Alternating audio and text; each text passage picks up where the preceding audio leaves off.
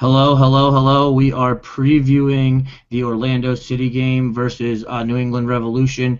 It is going to be this Saturday, September 5th. We are away. We're going to Boston. New England is heading in the opposite direction as we are. They have 4 wins and a draw in their last 5. They're in 5th place in the East with 37 points. They haven't lost a game since July 11th. Last time we saw them was May 8th. We drew 2-2. It was a really late goal that brought us back in the game. Akugo had some sloppy turnovers at the beginning before he got benched. Actually, the first match preview I ever did was for that game, so this is kind of a sentimental match preview for me. It was before Ron even came on, but Davies is their hitman. He leads them with 9 goals. Kellen Rowe is their lead assister with 6 assists. So we just jumped right in. Ron is with us as usual. Say hello, Ron. Hey, guys. And we have a special guest from at New England Revs Rumors. His name is Aaron. Say hello, Aaron. Hey, how's it going? Good. So there you guys have it. That's the crew for tonight. And I'll start with the Orlando City lineup. Ron, who do you expect to see? Because we are out a bunch of players. We have no Kaká, no Serin, no Laren, no Rivas. I think even Bedell, we loaned him out or something. I'm not really sure. So, tough pickings in our lineup this week. Ron, tell me what you think, and then, we'll have a little discussion about it as usual. Well, this will be head coach's Adrian Heath's greatest coaching performance in MLS if they can somehow find a way to get a result up in New England this week. They are just comically shorthanded. And the back line should be somewhat regular. You probably are going to see Bowden, Mateos, Collin, and Ramos. Ramos will be back from the red card suspension. Obviously, Tally Hall in goal. And then the defensive midfielder, since Darwin Seren's out, you're going to have Christian Higuita, and I would assume Servando Carrasco will just fill in to Seren's role. That's just a like-for-like replacement that should work easily. But then the front 4, it can go a bunch of different ways. I'll give you one way it could go, and I think Sam's probably going to give you another way. They've been trying to get Breck Shea back this week, which would be a real big boost to the team. Not only would it give the Lions another quality player to play this week, being down so many guys, but he just makes the team better overall. So if they can get him up at left mid, you might see Louis Neal stay at right mid. He played okay there on Saturday against Chicago. And then here's where it gets interesting. You could see Brian Rochez get the start at striker and Pedro Rivero at center attacking mid. That would be a way to keep players in their more natural positions. But really, it could go several different ways. And Sam, you probably disagree with that a little bit. Yeah, I do. And I just have one question. Do we have Winter back this week? Oh, you're right. We do have Winter back, so we'll probably will see him at right mid. So take Neal out and put Winter in there. Okay, so I disagree with Ron. I think we'll have Ribeiro up top. He's played a couple games there for us, and he has done a decent job, not a great job. I mean, for he is what he is. And I think we'll see Winter on the right, and I'll just pose a hypothetical and say that Shea will be unavailable, and on the left I'll have Bowden, and I will slide Corey Ash in at left back. As Ron said, Ramos will return, so if Shea's unavailable, I think we have Bowden on the left, and we have Ash at left back. So, and I don't think we lose much with Ash and Bowden or with Shea and Bowden. Either way, I would be perfectly fine. And Aaron, I know you guys are going to miss Jermaine Jones. I know you guys always play a 4-2-3-1. We saw it last time when you guys, were running us in the first half. What kind of lineup should we expect from New England Revolution? Well, we're going to play a lot of the same guys that we played last week. Jermaine Jones is going to be the one guy who's going to be missing. But I think you can expect, Chris Tierney, Jose Gonçalves, Andrew Farrell, Tally Hall, not Tally Hall, but Hall to start at right back, and then Scott Caldwell to play at center defensive mid. In Jermaine Jones's spot, you can maybe expect Andy Dorman or Daigo Kobayashi. I personally think Heaps will go with Andy Dorman. I, on the other hand, would go with Daigo Kobayashi, but it's not my team. And then the attacking mid and strikers are going to be the same way as last week. Charlie Davies up top, Diego Fagundes, on the left, Lee Nguyen in the center, and Kellen Rowe on the side. All right, and why would you go Kobayashi? Why would he be your personal preference? I just really like what Daigo brings to the game. I think he really brings a lot of composure and vision to that central defensive position. I think you see him play a lot of smart balls. Andy Dorman's great. He brings a little bit more physical presence that Scott Caldwell sometimes lacks. Scott Caldwell's gotten bigger, but he's still a smaller guy in the field. So I think that's why Jay likes to put Andy out there with Scott. All right, and I know when we saw you guys earlier in the year, Aguadella was one of your best players, and he had just been in form. I think he had scored 4 or 5 goals in a run of games there. Why will we not see him this week? Well, so the dangerous thing about the Revs is that you probably will see him this week, but you might not see him starting. Between Diego Fagundes, Kellen Rowe, Teal Bunbury, and Juan Agudelo, those 4 guys are competing for 2 positions. Those guys could easily start on any day. So a lot of it's form. Diego scored last week. So I expect him to slot back in. Kellen had a good game. I don't expect him to lose that spot, but maybe Jay will see something strategically with the matchups that he expects, and maybe he'll put one of the other guys in. It's just hard to predict. Jay tends to go with form though, and he tends to be pretty consistent. So I think you can expect Diego Fagundes and Kellen Rowe on sides.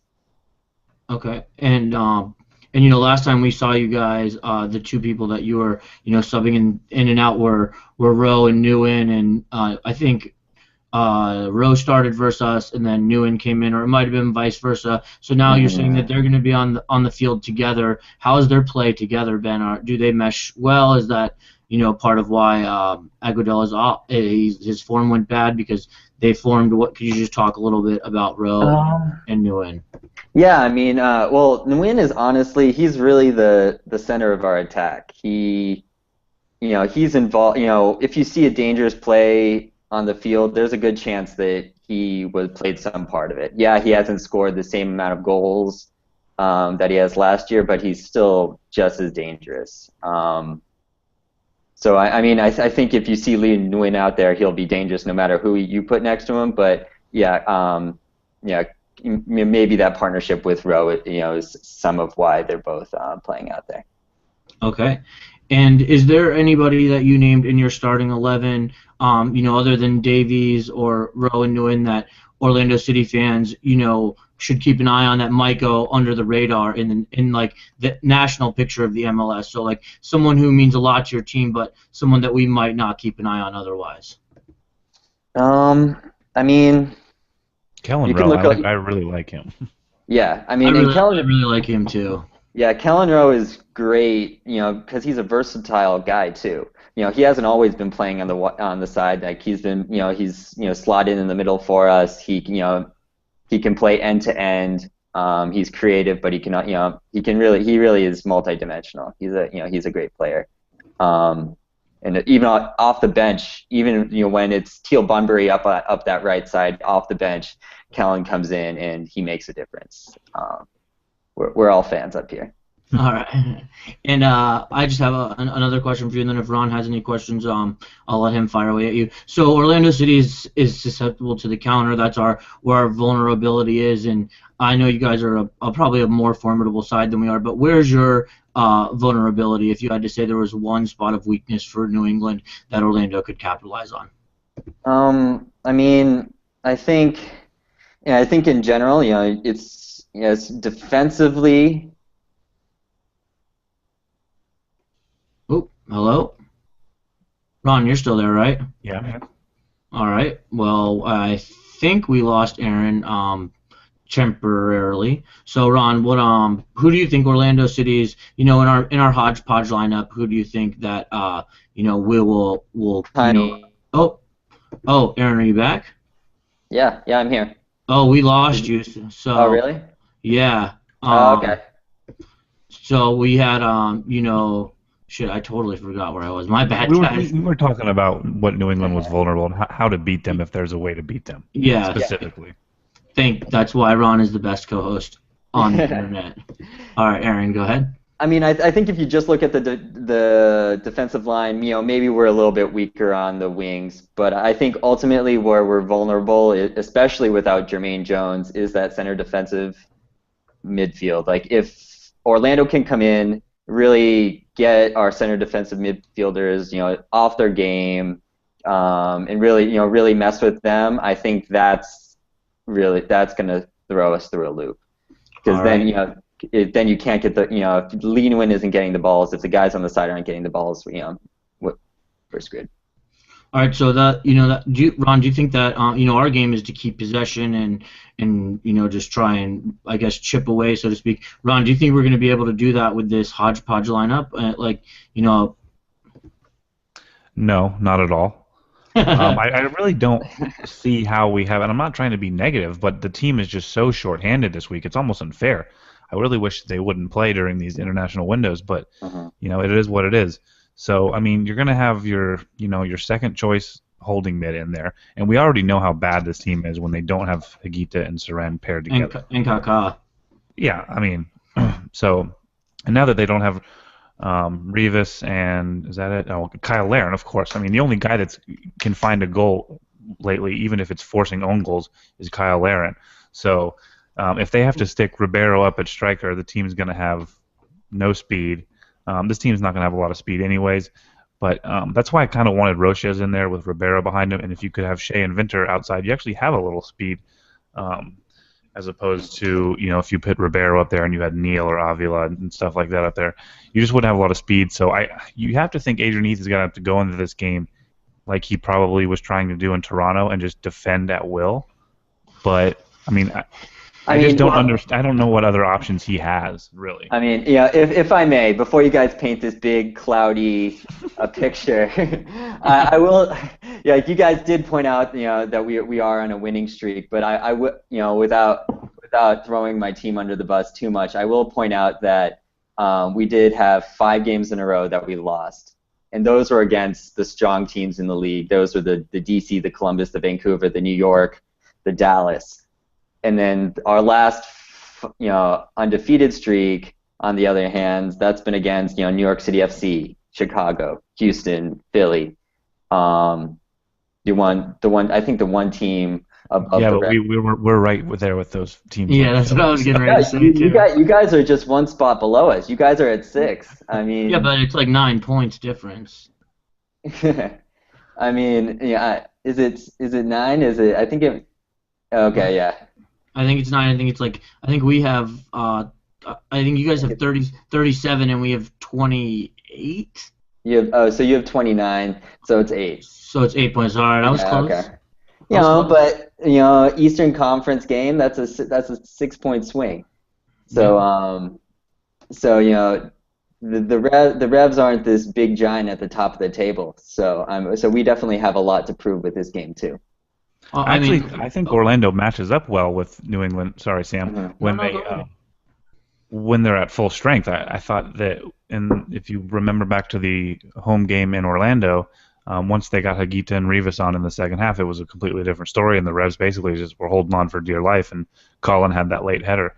So I think that if this was a healthy team, I think New England is right for the taking, except that that it's a road game for Orlando. But other than that, the Revs don't scare me as a team, but I just don't see. Yeah. You can't really. I mean, it's really even hard to analyze this game either beforehand or after when we kind of think what we know what the score is going to be, because it's this is like a USL team they're going to see almost. Yeah. And so I think what the big challenge for Orlando, tell me if I'm wrong, but with guys like Juan Agudelo and Teal Bunbury coming off the bench in the second half, I think the defensively staying strong is going to be a big deal, and if they can do that, that will be big. Well, I mean, our recent record shows that we can't do that. So, we held our own for 38 minutes versus Toronto, and then after that, it was a fucking shitstorm. So, yeah. I mean, I mean, kind of pessimistic, but I just had my point was, you guys say you're not some kind of like big beast giant at the top of the table, but last year your first half was terrible, and the second half you took it all the way to second place in the MLS. So it's just when you catch form, and you guys are catching form, and we're drawing and losing to teams that you guys are beating. So that would be my biggest cause for concern. But anyway, Ron, did you have any other points or anything generally you wanted to make? No, I'm not looking forward to guys like Charlie Davies running at our defense. That was a real big problem in the first half of the last game, and now that Mateos is back there, who is not the most fleet of foot, matched up with Colin and even with Bowden back there, it doesn't seem pretty. If Orlando City cannot somehow manage to dictate possession just a little bit, or at least keep it even, I have a feeling that New England's going to be peppering the goal for most of the night. Mm-hmm. And Aaron, did you have any other general points that you wanted to touch on, or maybe any questions for us about our players who are going to play, or even players who aren't going to play? But yeah, so I mean, I was curious, the Orlando City fan opinion of Brian Roches. Like, going into the season, everywhere I was reading, he was going to be the starting striker. He was going to be the next big thing. Like, do we still think he's a young DP? He's working at it. He's getting used to the league. He's going to get in there, or do we think it's a flop? I'll be happy to answer this question. Yeah. This is a T-ball for me. Thank you very much. I think Roches, I was really pumped for Roches at the beginning of the season. I was calling for Roches when he wasn't starting up there, when we were experimenting around. And now I just think it's a totally wasted designated player spot. I, for some reason, think that DP means developmental player to our front office. I think Rivas has been, I don't know if Rivas has necessarily gotten a fair stick at playing time. I know Ron talks about Rivas a lot, but Roches is just, like, I hope we pay him down, loan him out, or if we just got rid of him at the end of the year, I would, as a fan, I would not be upset at all. I would be, if anything, I might even give the front office way to cut your losses before it got real bad. But that's just my opinion. Ron, is your opinion on Roches any different? Ron and I are probably equal fans, but we're different because Ron has his blog site, and I just cover the fans. So Ron talks a little more professionally, and I just call my shots how I see them. So with Roches, it's tough. I don't have a problem if he sticks around for another year. They need to try to find a way for him not to be a designated player, and they're going to figure out a way to make Carlos Rivas not a designated player next year anyway. So they'll be able to go get a big name in the offseason. But back to Roches, the biggest problem I have when I watch him, whether it's at practice or in the little bit of game time we've seen him, he's ultra athletic. He's not the tallest guy, but he makes himself tall. He plays tall. He's got a great vertical leap. He's got a lot of athletic gifts, which is the reason they brought him over here in the first place. And he was playing very well in the Honduran League. But when I watch him, he's just so, not slow, but like anticipation slow. So he's playing slower because I think he's thinking too much. And his anticipation is probably, when he needs to be going forward, he's going backwards. When he needs to be going backwards, he's going forwards. So I just don't think he's adjusted to the speed of the game. And that's not that uncommon for a player coming from a different country. He's extremely young. He struggled with visa issues for a large portion of the season. So I'm willing to give him another year, but he's not going to help the team this year at all whatsoever. They're going to have a lot of work to do with him over the offseason. Yeah, I mean, we just got finished with a similar ordeal with, in Jerry Benson, another Honduran star turned flop in MLS. And he couldn't acclimate. It just seems like whether it was the athleticism or the Revs style of play, it just didn't work. The good news is, if you're looking to get Roches off of a DP deal, is what they did with Jerry is once they signed him to a new contract, because it was the transfer fee that made him a DP, he wasn't a DP anymore. So maybe you can look forward to that if you want to keep him around for a little bit longer. I don't know what they want to do with him. I don't care what they do with him, just as long as they don't make him a designated player next year. But with that said, I think we covered most of the bases. I didn't have any fan questions, so this is my favorite part of the show, and I don't know how much of it you watched before, but we do score predictions, and this is my favorite. And Ron was right last week, so I'm gonna let Ron go last. Aaron, you could be our guest and go first, please.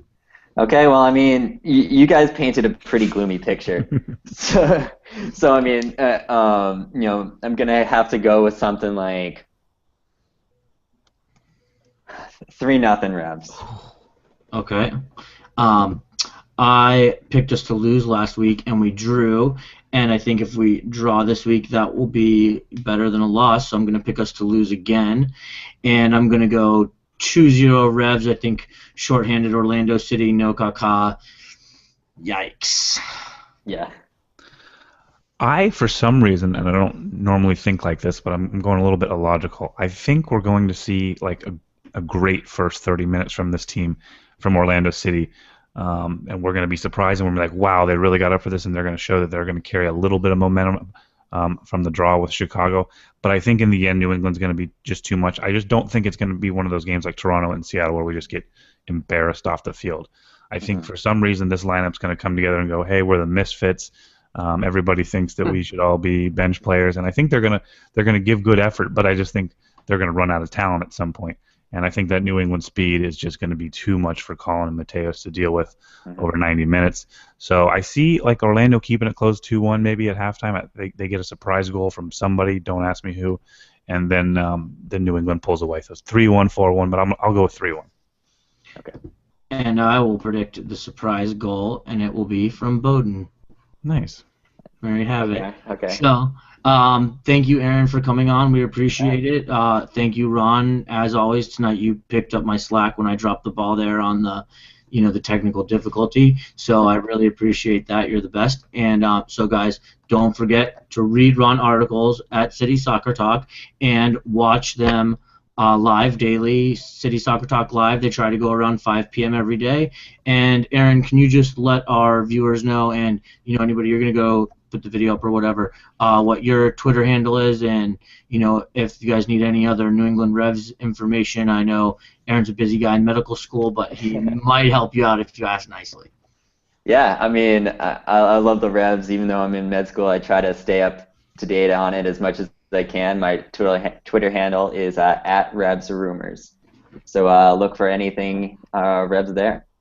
There you go. So give our friend Aaron a follow if you want some more Revs information. Sorry I didn't do Fan TV last week. My cameraman had his panties in a bundle about the rain and didn't want to hang out.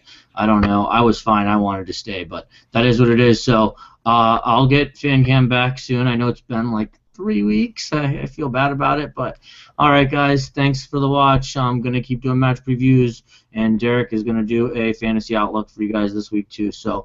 Peace out!